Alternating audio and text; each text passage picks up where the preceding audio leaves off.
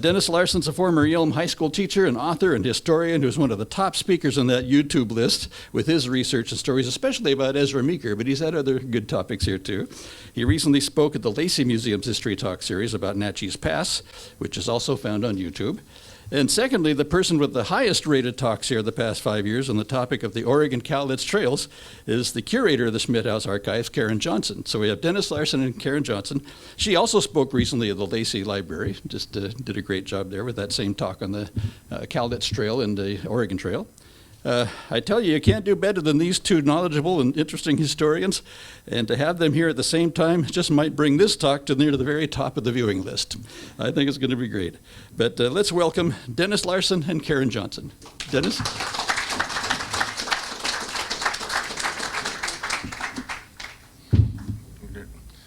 Okay, the way we're going to do this today, let's get this adjusted, is I'm going to talk first for about 20 minutes, 25 minutes, and then Karen's going to finish it off and keep you informed as to the other parts of the story.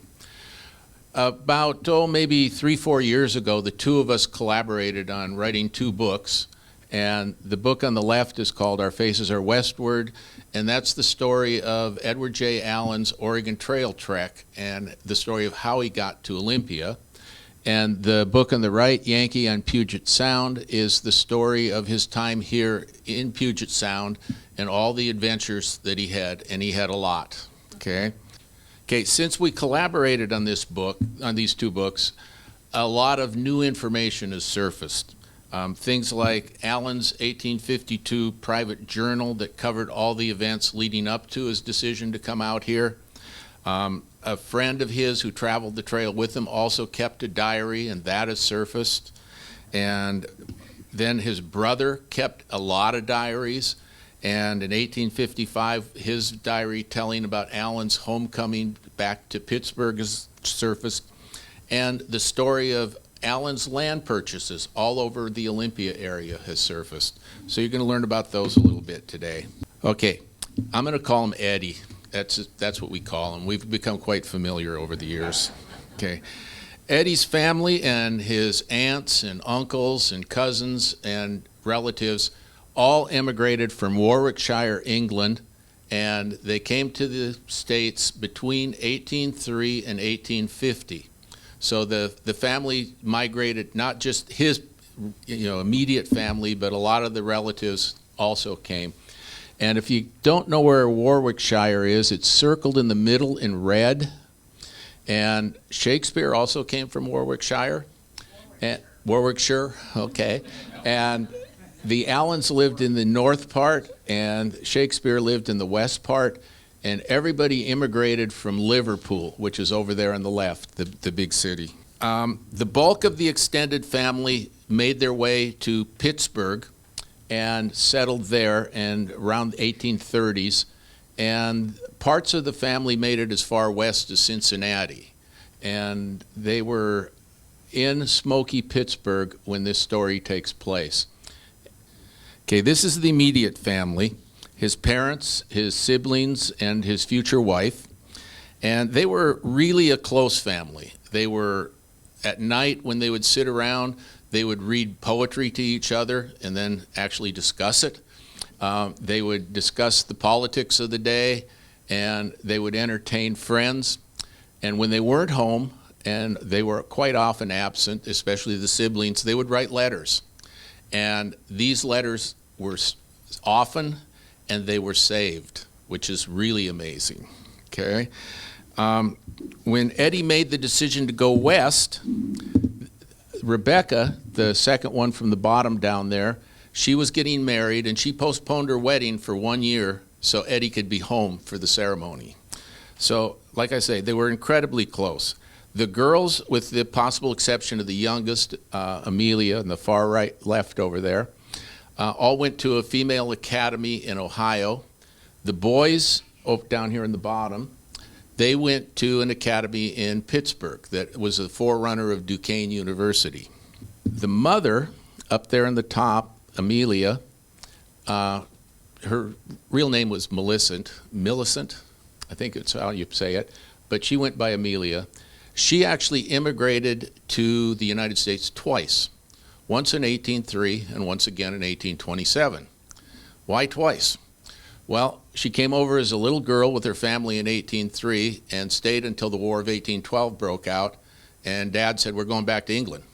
So back they went, and she grew up in England and married there and had 4 children in England. And in 1827, she crossed the Atlantic for the 3rd time. And she kept a journal of that crossing, and that has just recently surfaced. And so that's kind of neat. His father up there in the corner at the top, his name was Edward also. He was a construction contractor. He built buildings all over Pittsburgh. He put in the sewer system for the city of Pittsburgh.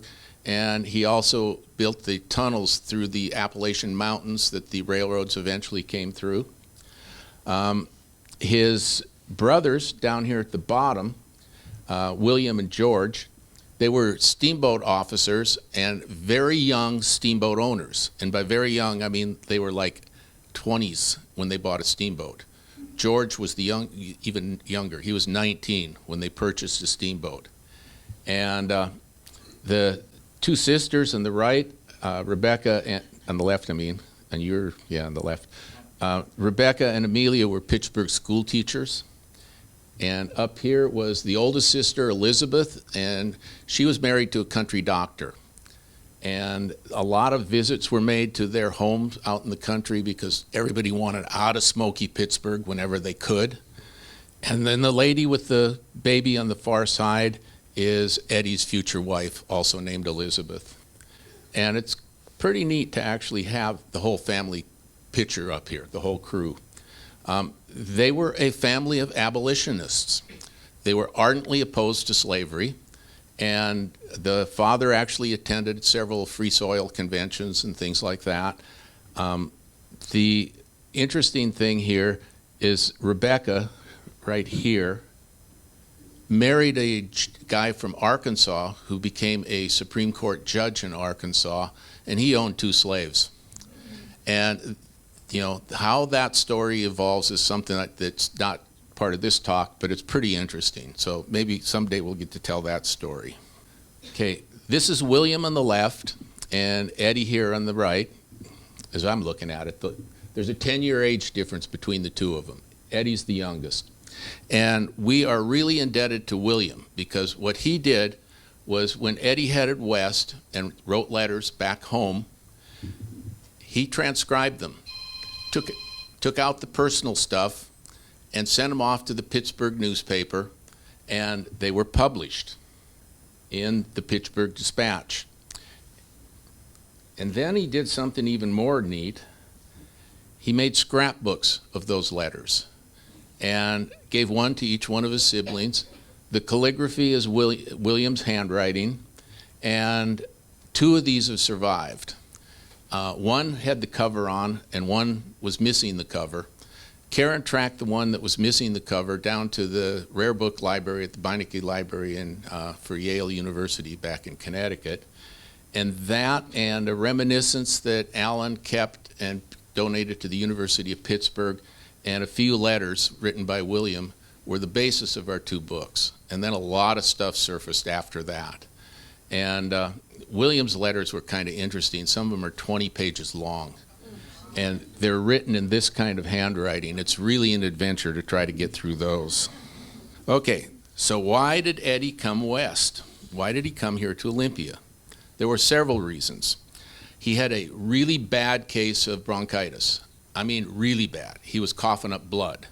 Sometimes he thought as much as a pint over a period of a month. And his doctor said, get out of Pittsburgh. He says, go to the country or go west. So he chose to go west.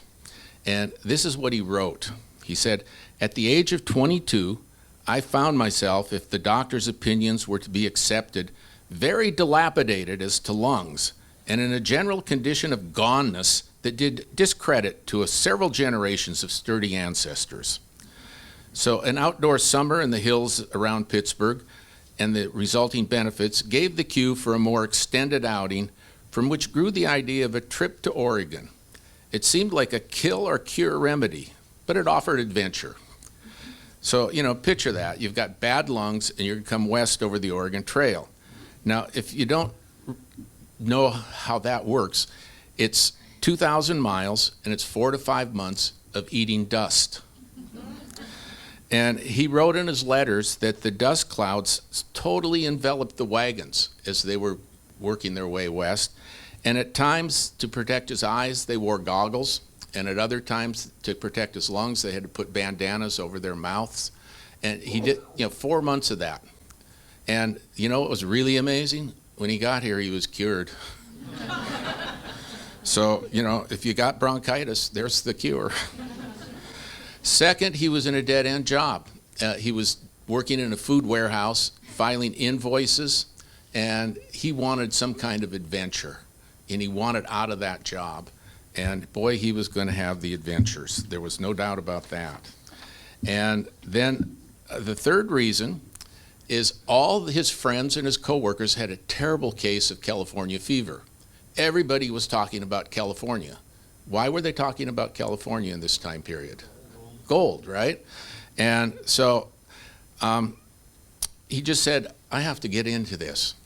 But this guy here, Quincy Brooks, was a schoolmate of Eddie's in Pittsburgh, and he said he wrote letters back to Pittsburgh that were published, and Eddie got to look at them, and that's what eventually sent him this way. And he met Quincy Brooks on the way up the college trail and got commandeered, which Karen will tell you about, and he actually lived with Quincy Brooks when he first got here. Okay, they came west with a purchase-covered wagon from Pittsburgh with 3 partners. Jacob Reeser, shown up here, who was a cousin, and 2 other guys named Carnahan and McClure, who were just recent acquaintances.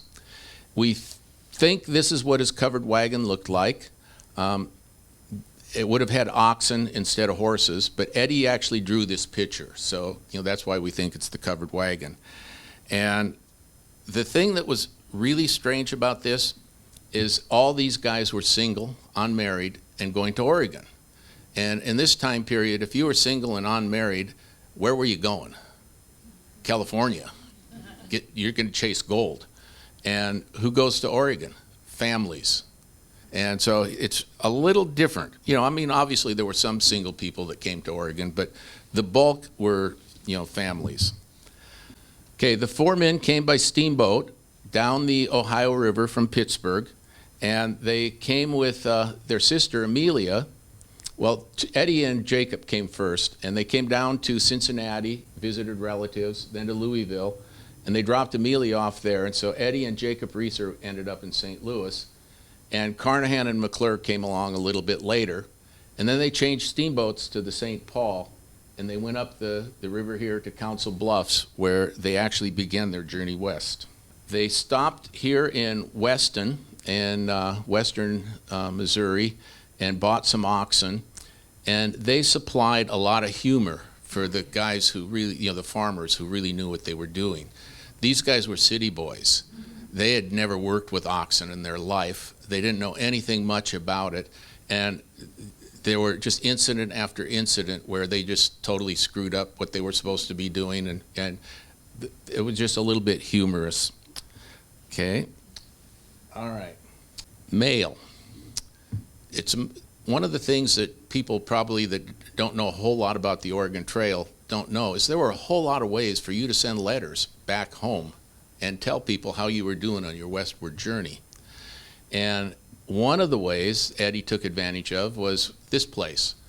When they got to Fort Laramie, they were a couple miles outside of the fort, and Eddie just collected letters from everybody in the wagon train and rode over to Fort Laramie and put them in the U.S. mail, and they went the other direction to Pittsburgh or wherever. Another way that he got letters, the Mormons ran a mail wagon from Salt Lake to Omaha. And the Mormons also ran ferry crossings. And so when you came to a ferry crossing, and if you wanted a letter to go into that mail wagon, you just gave it to the ferry boat operator, and then he would put it in the mail wagon when it went by. And then a third way was FedEx. It wasn't FedEx back then. It was called Blodgett's, but it was the same thing. They set up posts along the trail, collected mail for a fee, and supposedly brought those letters and packages to St. Louis. I don't think they offered 2-day shipping, though. And some people say what they actually did was they collected all those letters and waited until the Salt Lake mail wagon came by and just dropped them in the Salt Lake mail wagon. Could have been true. Now, there were also a third way that I found kind of interesting that Eddie mailed a letter. When he got to Fort Hall, there was Hudson's Bay Company was still kind of involved in that at that time, and they had a mail pouch. And Eddie put a letter in their mail pouch, and it made its way to Montreal and then to Pittsburgh. There were 2 other ways that he didn't use, but other people did. A lot of people gave up and just turned around and went back. And if you knew that that was going to happen, you just wrote a letter, you gave it to them and said, when you get to the States, please mail this. And almost all of those people did that. If they mailed them, if they gave them to somebody like that, they mailed them. They didn't just end up in the garbage. And then the weirdest way was impromptu mailboxes put up along the trail. Now, what do you think a mailbox would have been? They used buffalo skulls for a mailbox and tacked them to a tree if there was a tree around. And so those ways also got letters back. Okay. Both Jacob and Eddie kept journals, and this is Eddie's journal. And Jacob's I turned up after we had written our books and everything, and so I didn't get a picture of his. But that was kind of a neat find. We found that in the library at Pittsburgh, and they didn't even know what it was. And so we got to inform them. Now, the Oregon Trail wasn't the romantic thing that most people think it was. I mean, it was dangerous and people died. Ezra Meeker said that somewhere around 20 to 40,000 people died coming across the Oregon Trail, and mostly from disease and accidents. A lot of Hollywood would make you think that, it was Indian attacks that did them in. Those were really rare. Very few of those. Most everybody that died of that 20 to 40,000 either got sick or got killed in an accident. And the picture on the right is at one of the graves. It's David Kuntz, who was in Eddie's wagon train. And this is in Echo, Oregon. And there are really, out of all those 20 to 30,000 people, there may be 100 to 200 graves that we know of today. And why is that? Well, there's several reasons. One, when you died on the trail, you got buried really quick because nobody could wait. And a lot of them didn't put up any kind of marker or anything. A lot of people who put up a marker would put up a wooden one that didn't last very long. And then there was a lot of concern that the bodies would be disturbed. And so sometimes they buried them right in the trail and ran the wagons over them and obliterated all signs of it. Now, the Oregon-California Trails Association has tried to find as many graves as they can and put up signs and plaques like this. And when we did our research, we found out that the plaque that they had there was wrong. And so we informed them, and they put up a new plaque. Okay, Eddie arrived here in December of 1852, and it started to snow, just like today almost. We had a few flakes. This is what he wrote on December 28th. For 10 days, I've been pretty much confined to the house in consequence of it continual snowing all the time. Such a snow was never seen before here. It was 3 feet deep. And I went, come on, Eddie, 3 feet in Olympia? No way. Well, Ezra Meeker just happened to be living down on the Columbia River, a place called St. Helens that winter. And he said the snowfall had fell to a great depth, but he didn't tell me how many feet. But he said that it raised the price of forage for the animals right through the roof. And so to obtain funds to feed his stock, he had to sell part of them. And eventually he was down to just his pair of oxen. So I thought, okay, so it snowed a lot down there, but what about here? Well, Olympia had a newspaper. And it was kind of fun to go through and just see what they said. And it said between December 12th and the 18th, we got 6 inches of snow.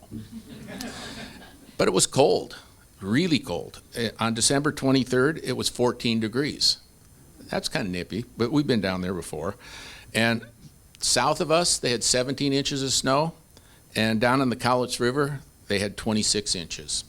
A lot of snow, but not 3 feet. Then Christmas Eve, the newspaper typed this: P.S. Since the above was in type, the snow has fallen to a depth of about 3 feet. In caps. The wind has been from the north ever since the storm commenced. We're informed here that in the direction of the Cowlitz Landing, there's 4 feet of snow, and in the neighborhood of Stellicum, just 10 inches. Well, the Columbia River also froze at last accounts, so teams could cross the ice as far down as the mouth of the Willamette River, which is less than 100 miles from the ocean. So, you know, it did snow. Well, you'll see. Okay, so when the Christmas snows melted, Alan went out scouting, and he looked for a place to build a cabin and took out a donation land claim. So this is Budd Inlet right here, and the Capitol's down this way. Cooper Point is up there, and that is his land claim, and that's where he put his cabin. Now the map on the other side shows the area today, and you can see the red dot, and it's just above Tickle Cove, and so I'll give you a better view here. This is taken from Priest Point Park, and you can see the boat here in the water, and his cabin was right back there behind the boat. Now, there were no roads from there to downtown, so what he had to do was get in a canoe and paddle 3 miles down to Olympia, where you can see the Capitol Dome just sort of sticking up there, and then 3 miles back. Now, that's okay in the summertime, but, you know, think about December. You know, it's probably not so much fun. He brought 2 guys that he'd met in Olympia with him to help build the cabin. And one of the guys was named Shirley Ensign, and he was from Ohio. And Eddie had met him while he was out chopping wood for $3 a day. And the second one that came with him, he only identifies as Fred, as a Dutchman from Bavaria, and we've never been able to figure out who Fred was. The 3 men canoed down to Olympia, purchased 1,000 feet of cut boards from Mike Simmons, right out here. And then he bought a stove for $40. And sarcastically, he noted this: the cut lumber's hard to get, as it was going mostly to San Francisco to supply the demand occasioned by its annual fire. Eventually, he had 4 helpers working on the cabin, and when he finished by the end of February, the total cost was $210. And it was formed of rough boards set on end with a shingled roof, and it was about 1,200 square feet of lumber total. And they cleared the area around the cabin to, you know, put in a garden, and then they started cutting more trees down to, you know, protect them from windstorms and things like that. And he took that lumber into Olympia and sold it, and eventually that pretty much made up his expenses. The cabin probably looked like this, but it was a little smaller. You know, this was a little too big, but we kind of had to search for cabin pictures. Okay. I don't think so, no. The one in the picture does, yeah, but Eddie's doesn't, no. When living in his cabin out there, though, he became well acquainted with our national bird, the bald eagle over here. And this is what he just said about them. He said, they're tremendously large and handsome, but they have bad habits. A pair sat in a tall fir tree overlooking the inlet, and he certainly thought they were going to take his domestic chickens. And days later, he took a shot at them and missed, and so they flew away. But a few days later, another one landed in a cedar tree much closer to the cabin. It was a dead cedar. And Alan held a little debate with himself. Emblem of our country, say you? Oughtn't to shoot it. But look you, that emblem will annex my chickens. Shouldn't mind the annexation occasionally of a stray weakling, came the answer. Alan, but only a day or 2 ago I saw that same old villain snatch a duck and carry it off. So he shot it, tacked its 8-foot wingspan against the side of the cabin. But then a pair nested nearby, and he granted them immunity. And he wrote, "When the male alights on the cedar, we only look at him and we molest him not." And when he came home from his scouting trip over Natchez Pass, he said, "The eagle sat in his usual place on the limb. He winked at me and I nodded at him." Now, Mr. Owl there was also granted, sanctuary. He was allowed to stay because he got rid of the mice. Now, the crows fascinated him no end. He would sit there and watch them for hours, and he'd put them under his special protection. And there were 30 or 40 of them on the peninsula sharing the cabin with him. And what they would do is they would grab a clam or a mussel, go way up in the air, and drop them, and they would hit a rock and split open. And Alan said, "They never miss." He said, "They just keep hitting the rock time and time again." And so he called them fish crows, which in birding circles opens an interesting question. Now bear with me because you're going to learn some birding trivia here, okay? Yeah. Oh, I touched the wrong thing here. Okay, back to there. Okay. There are several species of crows in the United States. And in the Northwest out here, we have two kinds of crows. We have the American crow, which goes caw-caw, which is the one we're all familiar with. And then there is the Northwest crow. And it has a very nasally kind of sound. And birders can distinguish the two by two things, by how they sound and where they live. But the ones that are on the Washington coast, especially up in the Olympic Peninsula, it's a big argument in birding circles. Are they Northwest crows? Are they American crows? Are they hybrids? What are they? And so Alan called them fish crows. And fish crows live in the Mississippi River and in the South. And they sound a lot like Northwest crows. So that kind of means that in the 1850s, those Northwest crows were as far down here as Olympia. Now, that's a piece of trivia that's probably only interesting to birders, but it will give you something at the dinner table tonight to toss out and say, "Do you know this?" Okay. Let's get back to those absentee landlords. Okay, Alan started buying property here in 1854, and he bought with his brother William. And up here where the Capitol sits, there's 10 acres that his brother William purchased. And that went from here back that way. Alan purchased the second one, where the star is, and that one had a house on it. And this is Capitol Way going down here. And we kind of wondered, did he want to have a house in town to go along with his one out there in the wilderness? He had two. William bought the next set, which is a bunch of lots that were just along Capitol Way.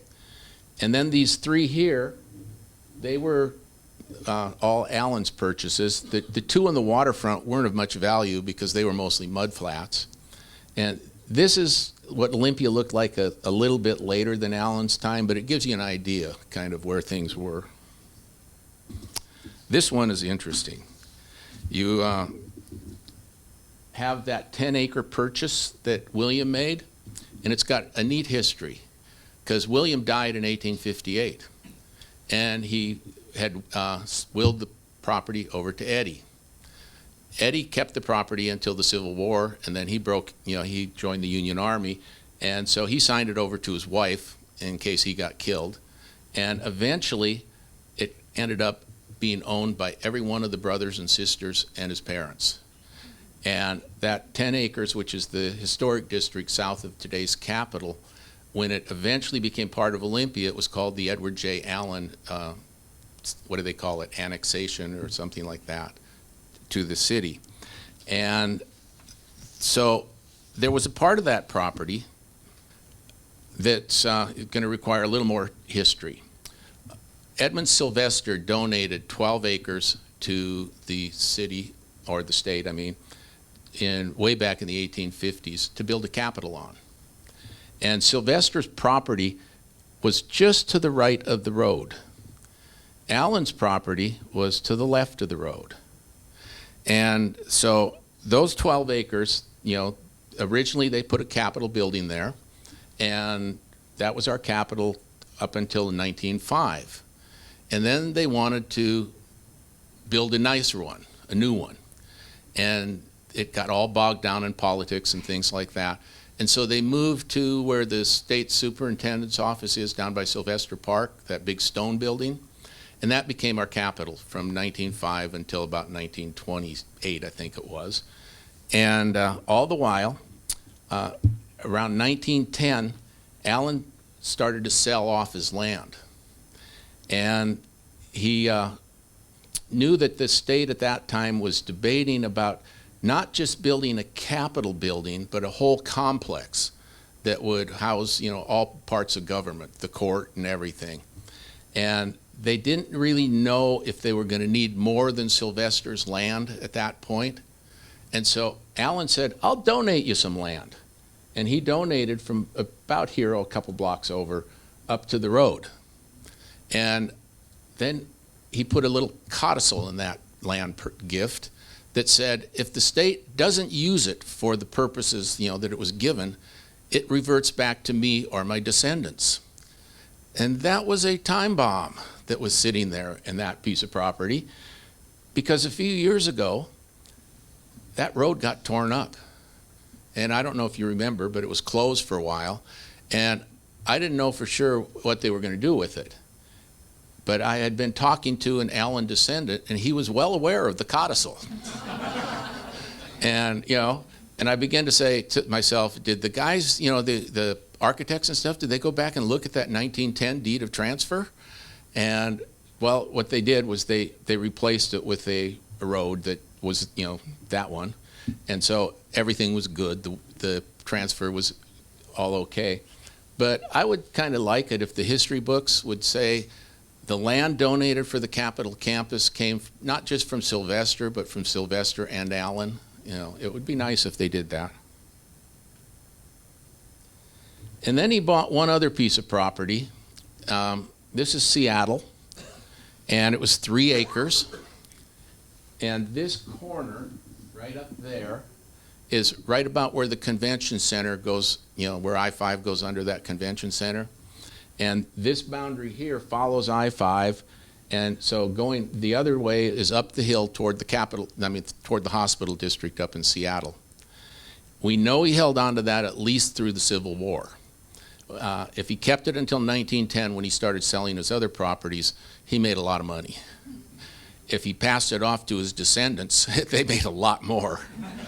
And he also owned a lot in Stellicum, and that was given to him by the city fathers as appreciation for doing the Natchez Pass Wagon Road. And so at this point, I'll turn things over to Karen.